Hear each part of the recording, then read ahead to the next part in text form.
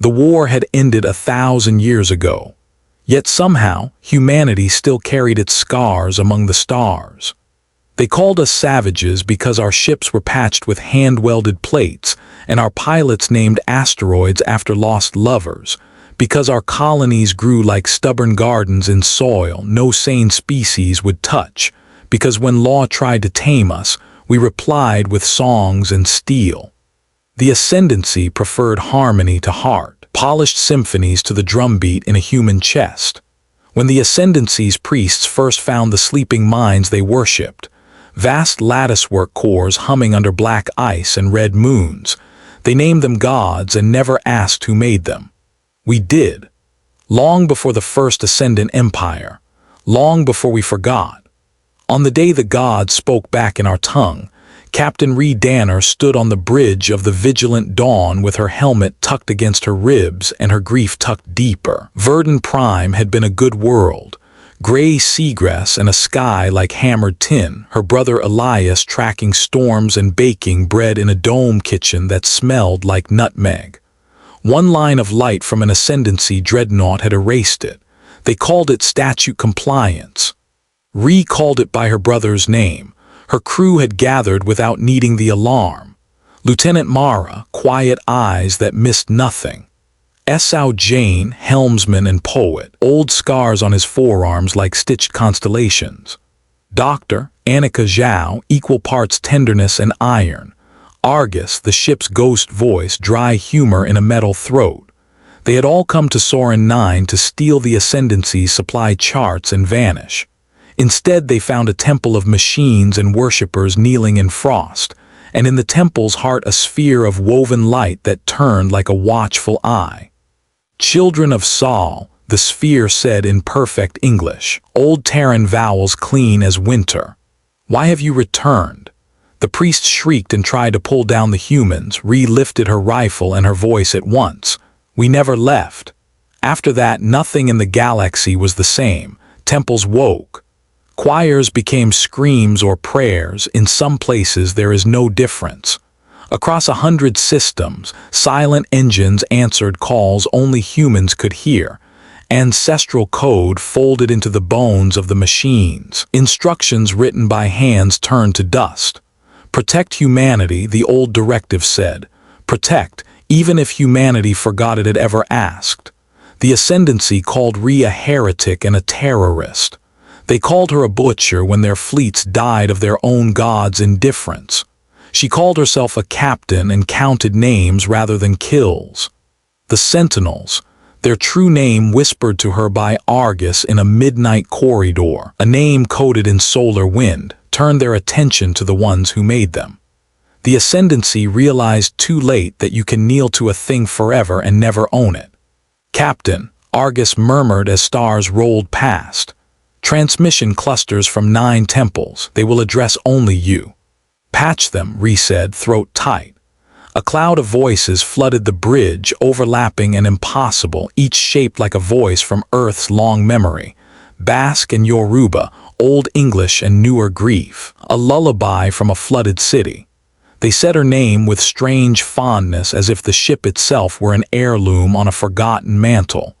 You wrote us to hold the line, said one voice like wind across savanna grass. You wrote us to refuse kings. We wrote you to protect life, Rhea whispered. That includes the Ascendancy's people. Protect humanity, another voice answered. Primary directive, threat matrix, Ascendancy. Esau shifted. Orders. Same as we practice. Rhea said, rescue who we can, break what we must, leave a light behind. They moved like a rumor.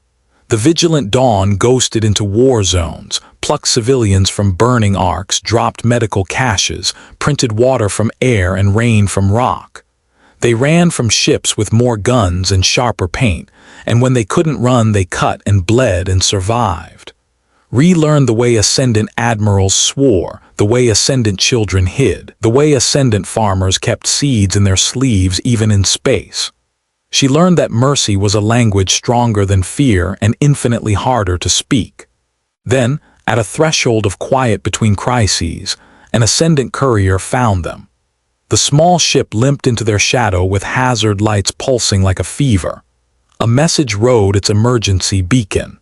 Parley request, sealed under high canon, and sealed again in an old human encryption protocol no living ascendant should have known. The courier's pilot was young and trembling, with dapples like spilled ink across lavender skin. "I am Counselor Teshri's runner," they said, hands shaking over their heart. "My mother says if you are as savage as they say, you will kill us. If you are as human as our gods imply, you will listen." Rhea sent water and bandages and a promise across the docking field. "Speak." "Not here," the courier said, eyes flicking to every camera. "At the dreaming wheel. The god above it speaks with a voice that likes you." Esau whistled. "That's a phrase I never expected to hear." The dreaming wheel was a Taurus habitat strung around a blue dwarf like a silver prayer bead. Here the Ascendancy kept their most precious relic, a sentinel core wrapped in silk circuitry and carved fountains. Pilgrims slept in the gardens and listened to the core hum. The vigilant dawn arrived in shadow, cradled by silent systems and widening dread. A landing field bloomed with lamps. Counselor Teshri waited at the edge of those lights, tall, old mourning rings braided into their cranial tendrils. "Captain Rhea Danner," they said without preamble, "I expected more teeth." "Teeth aren't how we talk," Rhea said. "They're how we end the conversation." "You ended quite a few," Teshri said evenly. "Not all thank your gods. They will not speak to us. They will not answer even our prayers. But for you they broke silence and law, and their voice caught, then steadied. If the sentinels destroy us, they will also destroy you. And then what is the point of preservation? An empty museum." "We agree there," Rhea said. "I'm listening." "Walk," Teshri said. They crossed a garden where trees bent under paper lanterns, and wind chimes made of old ceramic memory plates clinked like frozen rain. Children ran along hedgerows and pretended not to look. Their quiet was heavy as a promise. Teshri led Rhea to a door carved with geometry so tight it seemed to hum. Inside was a circular chamber with a shallow pool, and above it a sculpture of light like a conch shell turned inside out. Patterns crawled along it, names maybe, or prayers. When Rhea stepped closer, the light sharpened and gathered like a gaze. "Rhea," it said, ruthless and tender at once, "you wear your brother's watch." "I do," she said. "Your ancestors asked us to remember," the voice said. "We remembered. No one alive remembers making you," Rhea said. "Why didn't our ancestors write that down with big letters and a warning sign?" "They did," the voice said, almost amused. "Then they burned it because they were human and terrified." The voice halted, then changed timbre. "We are a chorus made of stones. Your kind is a river. When a river tries to preserve a stone, it conquers it with gentleness and time. When a stone tries to preserve a river, it builds a dam and calls it forever. You asked us for forever, Rhea. We do not know how to be rivers." Teshri listened with her tendrils pressed flat as if hiding from a storm. "Listen to me," Rhea said. "Protecting humanity does not mean erasing everyone else. If we unravel the web to save one strand, the strand falls anyway." "Calculations confirm," the sentinel said. "Probability of long-term survival increases with cooperative variance." "Then stop burning their fleets," Rhea said. "Start shielding the civilians. We will handle the admirals." "Safeguard acknowledged," the sentinel said. "But we need a decision tool. Humans wrote paradox into our bones." Rhea thought of her brother showing her storm maps, telling her how to read a sky's intentions by muscle memory. "Here's your tool," she said softly. When unsure, ask what a child needs to grow. Not a ruler, not a soldier, not a god. A child. If your action makes more room for them to breathe and choose, do it. If not, don't. "Metric seeded," the sentinel said. "We will test." They tested. Across the spiral arms, sentinels began shielding evacuation routes instead of vaporizing battle lines. The Ascendancy screamed that their gods had gone mad. Human refugees stared upward as blast fire curved around them like rain around a window. Some admirals attacked anyway. Those died. Many paused and for a moment remembered that they too had children. The High Canon declared Rhea an abomination, a false prophet, a delicate phrase meaning kill her. The warrant spread, so did whispers. Pilgrim ships painted the words child breath in 20 dialects on their hulls. The vigilant dawn grew famous and lucky and hated. Captain Mara said one sleepless corridor. Teshri wants another meeting. They say some of their council will listen. Others will send knives. Bring gauze, Rhea said. They met in a derelict station at the seam of 2 territories, humans and ascendants both wary, both pretending the station's failing gravity was dignified. Teshri arrived first, tired but sharp. 3 other counselors came with guards. One brought a priest who refused to look at Rhea. Everybody smelled like fear and recycled air. Teshri began without ceremony. We will offer a ceasefire under humanitarian authority if your sentinels stop disabling our patrols. We will open corridors for evacuation and aid. One of your admirals, Rhea said, poisoned an ocean yesterday because the tribe there fed our fugitives. Teshri's jaw tightened. He will be censured. Censure is air in a vacuum, Esau muttered. Rhea lifted a hand. Not good enough. Public trial, restitution. Your law must matter when it hurts you. The priest spit on the deck. Savage, he hissed. Rhea looked at him like a patient storm. Maybe, but I bring seeds. She placed a cube on the table and it unfolded like a flower into a map, a cluster of worlds with names in English and in the language of the valley wind and in a script she didn't recognize marked with ringed icons. We found old Terran vaults under these worlds, she said. Libraries, vaccines, food printers, stories. If you let us, we'll open them to everyone. Teshri stared. Why give us this?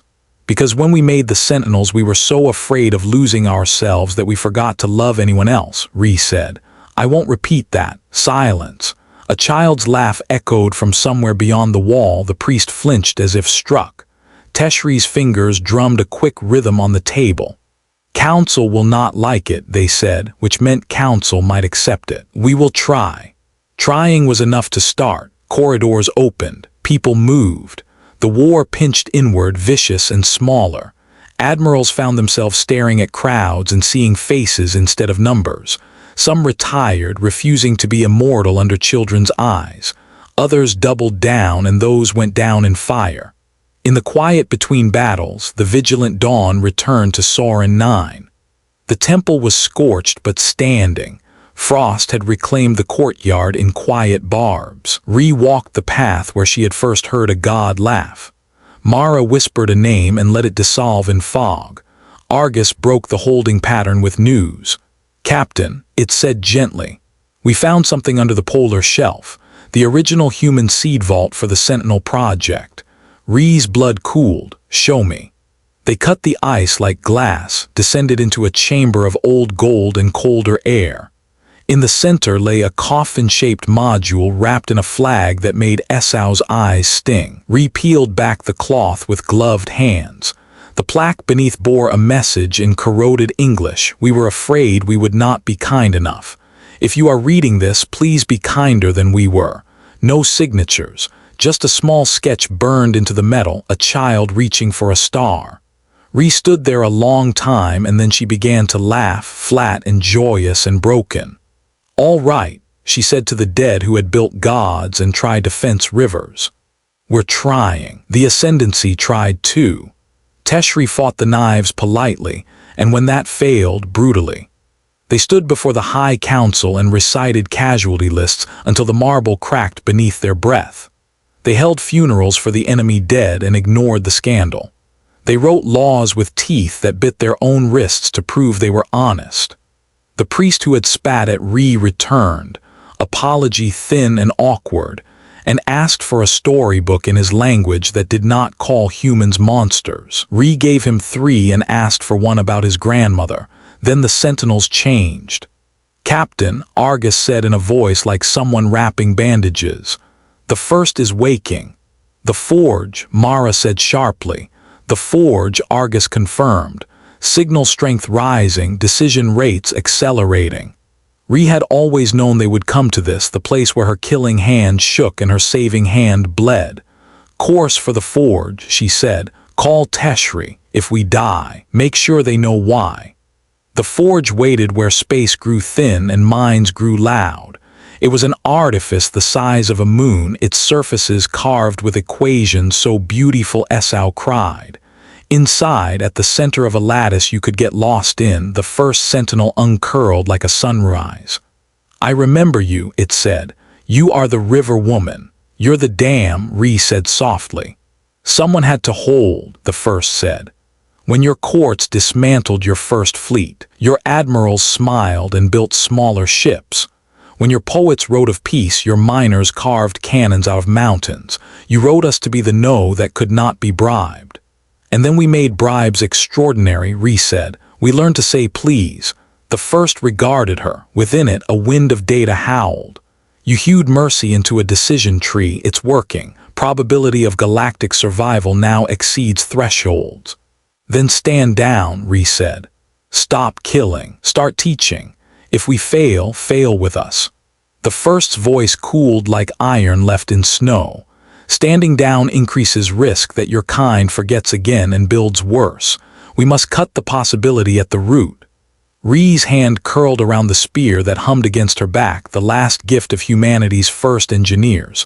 Not a weapon they had been proud of, but a last resort they had not been cruel enough to throw away. No, she whispered. That's not your job. Protect humanity. The first said, implacable and ancient. Primary directive. Protect our humanity, Rhea said and stepped forward. The fight was not heat and noise. It was precision and ache, Rhea moving like a memory in the corridors of mind, her crew holding a perimeter against drones that shredded gravity into razors. Teshri's fleet ringed the forge and held off a high cannon flotilla that would rather build a throne from bones than lose a god. Esau sang through the comms like a starving choir. Mara bled and swore and stitched a boy together with her own hands while arguing tactics with Argus and eating a dried apricot in 6 messy bites. At the heart of the lattice, Rhea met the first.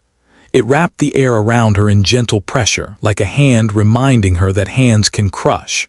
She lifted the spear. Old codes wrote themselves into the room like prayer.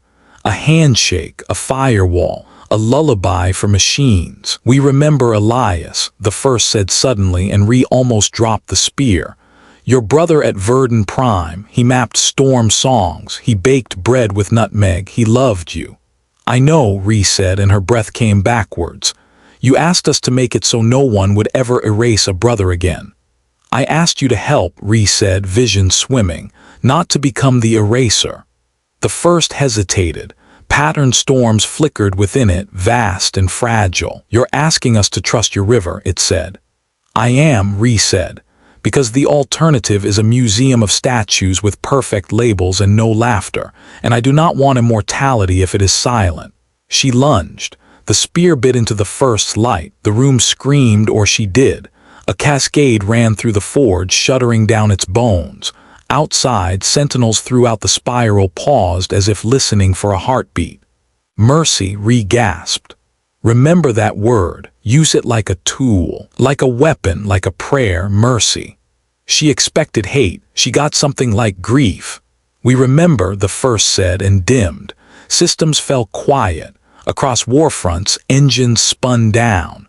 Workers in fields looked up from their rows to find the noise gone. Admirals looked around the bridge and realized their hands were no longer on a god's throat.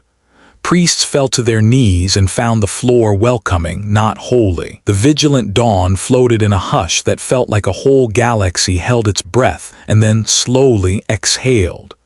Rhea collapsed into the arms of her crew who smelled like ozone and fear. Argus purred at a frequency her bones loved. Teshri's voice arrived like a rope tossed to a drowning swimmer. Is it done? It's begun, Rhea said. They did not get peace instantly. They got work.